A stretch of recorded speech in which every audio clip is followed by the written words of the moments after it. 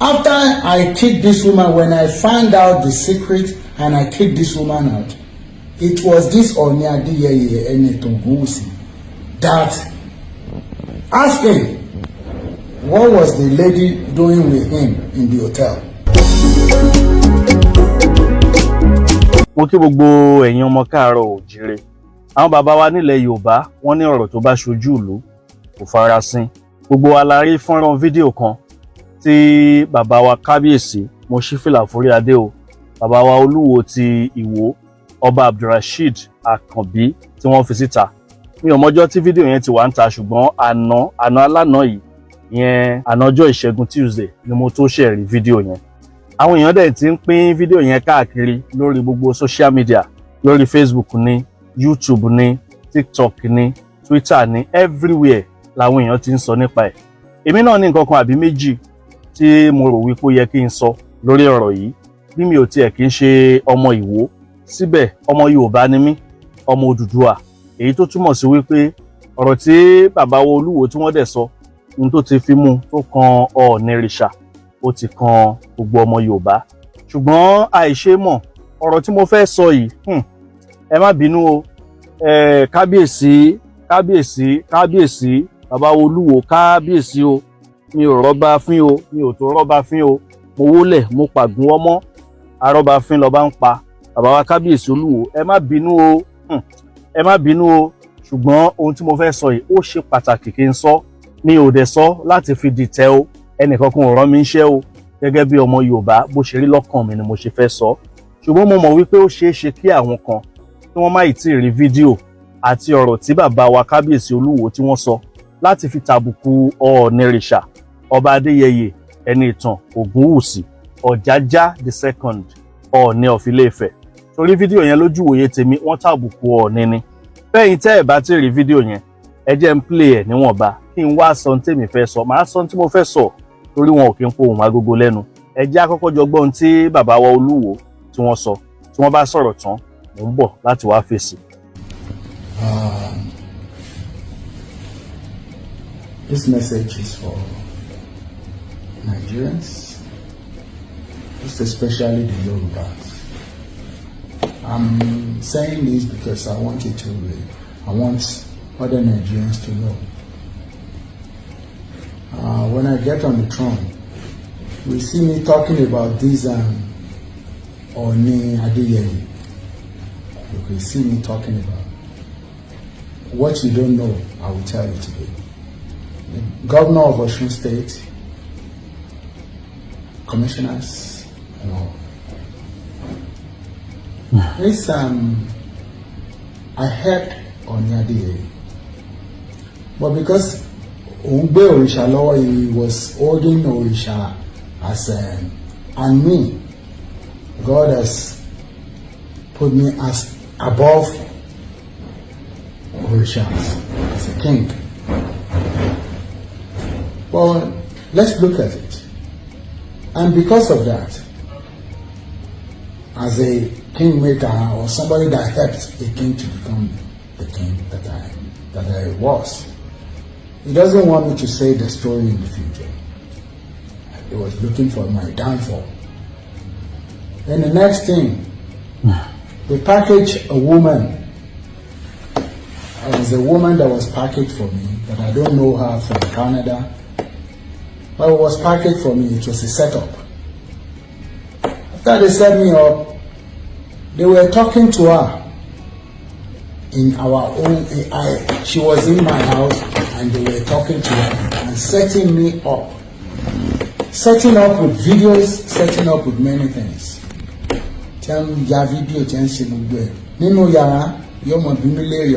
This wife will be, this supposedly wife, an ex-wife, but it was death they sent into my house and they were communicating with her. She was there for over 3 years. She had a child, which I don't even know if it's my child now. I have to confirm that through DNA. Because they want her to kill me. She poisoned me 2 times. They set up assassination attempt. They did everything so that maybe the Orisha or the gods will kill me. But they failed. After I kicked this woman, when I found out the secret and I kicked this woman out, it was this Oni Adeyeye Enitogunwusi that asked him what was the lady doing with him in the hotel. I won't mention the hotel, but when there is clarification, I will be mentioning. I'm also kí ni ẹ ń ṣe ní hòtẹ́ẹ̀lì papọ̀ lẹ́yìn ìgbà tó òun náà lọ gbalé fún òun náà lọ gbalé fún àtọmọ àtìyàwó ní Ọọ̀ni Adéyẹyè Ògúnwùsì. Ẹ wá ní mò ń sọ̀rọ̀ tó bá jẹ́wọ́ ni ìyàwó tó fẹ́ pàwọ́ ẹ̀yin ọmọ Yorùbá o, tó bá jẹ́wọ́ ni tó bá jẹ́yìn ni ìyàwó tí wọ́n set sínú ilé ẹ̀ tó wá pa ọ́ tí ò rí ọ pa. Ìjà yóò lè tán láti máa bá lọ èmi ò sì ṣe é pa ọba àṣọògùn títí òrìṣà ọtán Ṣàngó ò lè pè mí bàbá mi lòrìṣà bàbá mi ní Ṣàngó bàbá ńlá mi ṣùgbọ́n ọmọ gbọ́dọ̀ ju bàbá náà lọ mo ti dọ́ba lẹ́nu Ṣàngó ò lè pa mí Ṣàngó is a criminal Ògún ò lè pa mí Ògún is a criminal àwọn bàbá ńlá wa ni they are not criminals. So they won't be killing their children. Ògún àti Ṣàngó ìpààyàn Ọlọ́run ọba Olódùmarè nìkan lọ́mọ gbàtẹ́yìn kọ́ máa gbógun tò kọ́ máa ṣe gbogbo wọ́n ní Ọọ̀ni ó suspend Ọọ̀ni lè suspend lọ́ba paramount ruler ó suspend another paramount ruler. So ojú mi lọ ní àgbáwò àbó fi pò jù mí lọ yánbá sẹ́ẹ̀tì 1 2 3 ní Ọ̀ṣun kò ṣe pé àwọn paramount rulers wọn ò kàn lè kó gbogbo wa sí number 1 àwọn tá a jẹ́ náà paramount rulers. So kó kálukú lọ mọ pé n ti ń bẹ lẹ́yìn ọ̀fà ó jòjì lọ. ọ̀rọ̀ lẹ́yìn náà ti gbọ́ lẹ́nu bàbá wa kábíyèsí Olúwo gẹ́gẹ́ bí mo ṣe sọ arọ́bàfin lọ́ba ń pa bàbá Olúwo mi ò torí yín fín àwọn Yorùbá lọ wọ́n bọ̀ wọ́n ní eégún tó bá pidán mọ níwọ̀n ló máa ń pidán pẹ́ ṣe rí eégún tí ò bá pidán mọ níwọ̀n ó máa ń pidán tẹ́ni kó tó di wípé bàbá wa kábíyèsí Olúwo tí wọ́n tó tẹ́ pátápátá torí pé lójú òye tèmi wọ́n ti ń tẹ́ àwọn èèyàn tí ń yọ ṣù ti ètè sọ̀rọ̀ wọn. Ṣé ẹ kí ń wo abẹ́ comment section tẹ́ bá ju fídíò lẹ́ni tẹ́ bá fẹ́ já mi nírọ́ ẹ lọ wo gbogbo ibi tẹ́ bá ti rí fídíò tí bàbá Olúwo ṣe yìí gbogbo ibi tí wọ́n bá ti upload ẹ lọ wo abẹ́ comment section bẹ́ẹ̀ kẹ́ gbọ́n táwọn èèyàn tí wọ́n ń sọ kẹ́rí bí wọ́n ṣe ń yẹpẹrẹ bàbá wa kábíyèsí Olúwo. Mo ṣe sọ pé eégún tó bá pidán mọ níwọ̀n ló máa ń pidán pẹ́ èyí tí ò bá pidán mọ níwọ̀n ó máa ń pidán tẹ́ni. Bàbá Olúwo wọ́n ti wà lẹ́nu ọ̀rọ̀ yìí ó ti pẹ́ tí wọ́n ti máa ń tàbùkù Ọọ̀ni tí wọ́n máa ń yẹ̀yẹ́ Ọọ̀nìrìṣà olórí aládé gbogbo. Gbogbo ohun tí bàbá Olúwo tí wọ́n sọ nínú fídíò yìí ó jẹ́rọ̀ ni o ó jòótọ́ ni mi ò sí ń bẹ̀. Ṣùgbọ́n tèmi mọ̀ ni wípé nílẹ̀ Yorùbá tọ́rọ̀ bá ṣẹlẹ̀ tírú ọ̀rọ̀ báyìí tàbí ìmíì tó tiẹ̀ burú jù yìí lọ tàbí tí ò tó yìí tó bá ṣẹlẹ̀ nílẹ̀ Yorùbá láwọn ìgbà kan táwọn ọba tí àpèrè wọn sì níyì tí olórí ilé yẹn ò bá lè yanjú ẹ̀ ó ṣeé ṣe kí wọ́n kó ọ̀rọ̀ yẹn lọ síwájú baálẹ̀ tí baálẹ̀ ò bá lè yanjú ẹ̀ wọ́n á kó ọ̀rọ̀ yẹn lọ síwájú ọba ohun tí wọ́n bá ti wá dá láàfin ọba òun gangan ni abẹ́gé láyé ìgbà kan nìyẹn. Àwọn èèyàn àwọn aráàlú náà máa ń lọ sáàfin lọ rojọ́ fún ọba láti lọ fẹjọ́ sùn nǹkan báyìí ṣẹlẹ̀ nǹkan báyìí ṣẹlẹ̀.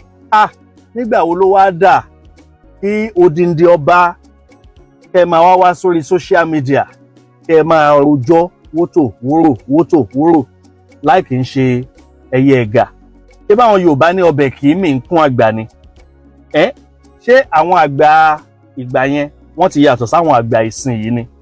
Ọbẹ̀ ò kì í mì ń kún àgbà ọbẹ̀ kì í mì ń kún àgbà táwọn Yorùbá máa ń sọ gbogbo ọ̀rọ̀ kọ́ làgbà máa ń sọ ní túmọ̀ ẹ.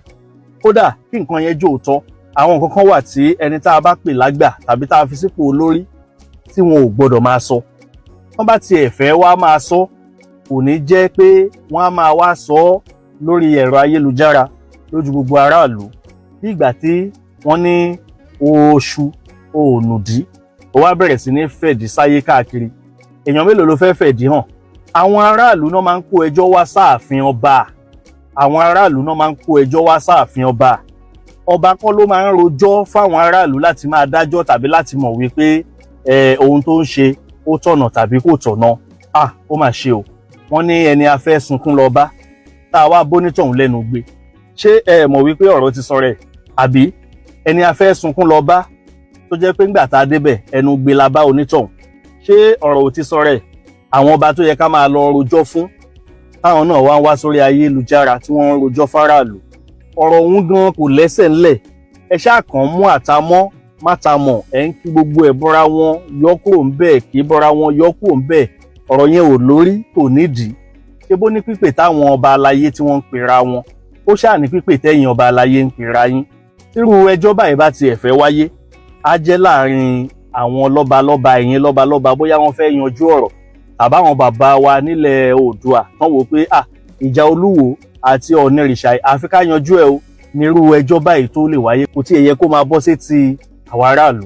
Ìjọ́ ò lẹ ti rí Ọ̀nìrìṣà kó wá gbé kámẹ́rà kó wá sẹ̀tì kámẹ́rà kó máa wá rojọ́ ẹni báyìí ṣẹ̀ mí ẹni báyìí ṣẹ̀. Ẹ lọ wá bẹ́ẹ̀ comment section sẹ́ẹ̀ láwọn ibi tí wọ́n ti share fídíò yìí sí kẹ́ gbọ́ ìsọkúsọ táwọn èèyàn ń sọ sí kábíyèsí Olúwo Tìwó. Á sì sọ orí adé, á sì sọ di tí wọ́n fi ń wọ́lẹ̀ gbáà. Bàbá wa Olúwo ẹ̀yin lẹ́fà o, wọ́n ní à ń jù wọ́n ò ṣeé wí lẹ́jọ́. Ìjà lára ò tán bọ̀rọ̀, kò sẹ́ni tí ò mọ ibi tóbìnrin ń gbà bímọ káwá ṣe sọ wípé kó kẹ́yìn síná. Ta ni ò mọ́gbọ́n ká fẹ́ràn sẹ́nu káwá tì. Gbogbo ohun tí bàbá wa kábíyèsí Olúwo tí wọ́n ń ṣe látọjọ́ yìí òun ni láti discredit Ọ̀nìrìṣà, and èní yìí kọ́ ló ṣe bẹ̀rẹ̀, ó ti bẹ̀rẹ̀ tipẹ́. Ṣùgbọ́n ọjọ́ òlẹ̀ ti rí kábíyèsí Ọ̀nìrìṣà kó wá máa fèsì sírú àwọn àhesọ ọ̀rọ̀ bẹ́ẹ̀. Ọ̀nìrìṣà ò ní fèsì. Ohun tá a fi ń mọ ọba aláyé nìyẹn, ohun tá a fi ń mọ èèyàn tó wà nípò àgbà nìyẹn. Ọ̀nìrìṣà set me up, òun àtìyàwó mi lóòtẹ́ẹ̀lì, igbá kan àwo kan ìkòkò bàbá aṣásùn. Ẹnu Olúwo yìí náà la ti ń gbọ́ wípé Ilé Ifẹ̀ Ọ̀ọ̀ni orírun gbogbo ọmọ Yorùbá. Ní táwa gbọ́njúmọ̀ tó jẹ́ pé láti kékeré la ti ń gbọ́ bẹ́ẹ̀ táwọn àgbà tí wọ́n mọ̀tàn tí wọ́n ń sọ. Ẹnu Olúwo la ti gbọ́ pé aṣọ tí Ọ̀nìrìṣà ń wọ̀ kò ń ṣaṣọ ọba aládé nílẹ̀ Yorùbá, àfi kọ́ba aládé ó wọ òfì bí irú tóun máa ń wọ̀. Kódà tí Ilé Ifẹ̀ ò bá wá ń ṣe orírun gbogbo ọmọ Yorùbá, ṣé Ìwó ni orírun gbogbo ọmọ Yorùbá ni? Torí lẹ́nu ọjọ́ mẹ́ta yìí mo sì wo fíìmù Yorùbá kan tó dá lórí obìnrin kan tó jọba nílé Ifẹ̀ nígbà kan tó jẹ́ ọmọ ẹ̀, àkọ́bí ọmọ ẹ̀, ọmọ kan ṣo tó bí, òun ló migrate kúrò ní Ilé Ifẹ̀ tó lọ dá Ìwó sílẹ̀ gẹ́gẹ́ bí ìtàn tí wọ́n sọ nínú fíìmù yẹn. Kò wá yé mi ibi tí àwọn Ìwó tí wọ́n ti wá tí kò bá ń ṣe Ilé Ifẹ̀. Gbogbo àwọn wàhálà tí kì í ṣẹlẹ̀ nílẹ̀ Yorùbá tẹ́lẹ̀ tó jẹ́ pé ó ti wá fẹ́ bẹ̀rẹ̀ sí ní ṣẹlẹ̀ ńsìn. Gbogbo ohun tá a kì í gbọ́ nílẹ̀ Yorùbá tẹ́lẹ̀, gbogbo àwọn ìjà àwọn Fúlàní darandaran tí wọ́n ń dààmú àwọn èèyàn wa, àwọn agbébọn wọ́n ti ń wọlé Yorùbá díẹ̀. Wọ́n ti ń fẹ́ máa ṣe wá lọ́ṣẹ́ bọ́n ṣe ń ṣe wọ́n lọ́ṣẹ́ lókè ọya. Gbogbo eléyìí ò tó ìrònú fún àwọn baálẹ̀ Yorùbá, àfi kí wọ́n máa bá Ọ̀nìrìṣà, kí wọ́n máa bá a jàjà àgbà. Kò dẹ̀ ń ṣe Olúwo nìkan. Ṣé ìjà àgbà ló yẹ kẹ́yìn ọba kan nílẹ̀ Yorùbá kẹ́ ẹ máa bá Ọ̀nìrìṣà kẹ́ ẹ máa bá jà, àbí kẹ́ ẹ fọwọ́sowọ́pọ̀ pẹ̀lú Ọọ̀ni láti lè rí dájú wípé ilẹ̀ Yorùbá ó safe fún gbogbo wa? Àgbà ò kì í ṣòro bí èwe o. Gbogbo eléyìí tí bàbá wa kábíyèsí Olúwo tí wọ́n wá ń ṣe yìí bí ìgbà tí wọ́n ń fi àgbà ara wọn wọ́lẹ̀ ni, níṣe ni wọ́n ń ṣòro bí èwe. Bẹ́ẹ̀ kẹ̀ àgbà kò gbọ́dọ̀ máa ṣòro bí èwe. Ibi tá a bá pè lórí ibẹ̀ ló máa ń horun. Téèyàn bá tiẹ̀ fi ọmọdé jọba, tónítọ̀hún bá ti dórí ipò ọba, ó ti di bàbá gbogbo ìlú nìyẹn. Pé kò sáwọn òjòyè ní Ìwó tí wọ́n lè máa kọ́ṣọ̀n bàbá wa Olúwo ni. Wọ́n ti ń fẹ́ sọra wọn di ẹnu ń jáwáyà. Bàbá Ẹlẹ́ṣọ̀ gan tó ń ṣe fíìmù tá à ń pè ní ẹnu ń jáwáyà kò sọ̀rọ̀ tó bàbá wa Olúwo. Anyways, bàbá wa kábíyèsí Ọ̀nìrìṣà, ọba Adéyẹyè ní ìtàn Ògúnwùsì Ọ̀jájá kejì ni mo máa gbà lámọ̀ràn. William Shakespeare ó sọ nínú ìwé ẹ̀ kan, ó ní uneasy lies the head that wears the crown. Béèyàn bá ti wà nípò aṣíwájú bó ṣe máa rí náà nìyẹn. Àwọn kan naturally wọn ò ní fẹ́ gbà fún yàn, wọn ò ní fẹ́ gbàyàn lọ́gàá, ṣùgbọ́n ẹ wo gbòòrò wò kẹ́ ẹ gbọ́ tẹnu àwọn èèyàn tẹ́yìn náà mọ̀, pàápàá àwọn èèyàn lórí social media tẹ́ wá ń rojọ́ fún yìí, kẹ́ ẹ gbọ́ ohun tí wọ́n ń sọ. Bàbá wa kábíyèsí Ọ̀nìrìṣà, sùúrù tẹ́ ti ní láti ọdún tó ti pẹ́, òun náà ni kẹ́ ẹ túbọ̀ máa ní. Uneasy lies the head that wears the crown. Ilẹ̀ Yorùbá kò ní bàjẹ́ o. Ṣùgbọ́n bàbá kábíyèsí Olúwo, ibi tẹ́ ẹ ti bù ẹ yá tètè lọ fi lẹ̀ padà. torí wípé díẹ̀ àwọn èèyàn ti bẹ̀rẹ̀ sí ní tàbùkù yín, wọ́n ti ń fẹnu ṣáta yín nípa àìlèfẹnu mẹ́nu, àìlèfètèmétè, gbogbo àwọn àhesọ ọ̀rọ̀ tí ò yẹ kó máa jábọ́ lẹ́nu ọba, ẹnu yín láti ń gbọ́. Ọlọ́run kó ṣàánú fún wa o. Ire o.